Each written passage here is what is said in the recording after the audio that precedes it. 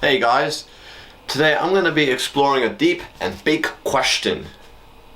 What will happen to those that have never heard of the gospel? Those that are in sub-Saharan Africa who have never heard of the gospel. Those that are on North Sentinel Island that have never heard of the gospel. Those that are in Papua New Guinea that are in the most mountainous and biggest regions in the world.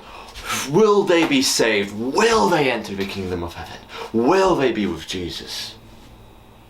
I think here in the West we have every single Bible printed, but in those areas, in those regions, there's not one Bible even shared, not even one letter of the Bible even revealed. But yet, there is still hope. Hope for us in the West to preach to these people, to share the message to those tribes who have never heard of Jesus. But there's also hope within the tribe. See, we have found, as you read in the Bible, people who have worshipped God. As we read in Acts chapter 16, we find that there's a certain woman named Lydia, a seller of purple and expensive color. And we find that she's from the city of Thyatira and worshipped God. Hey, she hasn't even met Paul. She hasn't even met Jesus yet. She worshipped God. She worshipped the God of this universe. And she still knew God, whose heart unto the Lord opened, and she attended unto the things that which were spoken of Paul.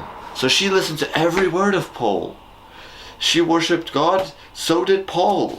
And then there was a Magi, a great example too in the New Testament of Jesus' birth being shown through an excellent example of people who have worshipped stars, yet have came to faith in God, not through worshipping stars. Some people would look at that and go, oh, it was the stars that brought them to God. No, stars are merely decoration. But as they saw the prophecy in themselves being fulfilled, that the baby would be born in Bethlehem where David was, of what was fulfilled, the Messiah being born in that city, that's what was coming, what was telling them the Lord is with us. As it was in Isaiah, the God is with us. He will be a helper. He'll be called an eternal Father. And it was the Magi, despite not even knowing God, despite not even worshipping God, they still have came to God. They had recognized who was God. And most of the Gentiles as well. And most Gentiles have conscience. I think when we think of Gentiles in the world, they have a conscience. They're not animals. They're not people that are limited. I think here in the West we like to think things, oh, we're unlimited. And we also have knowledge. the Eastern Australia's in the East, not in the West. Well, it's a Western country, they say. And in the North and the South.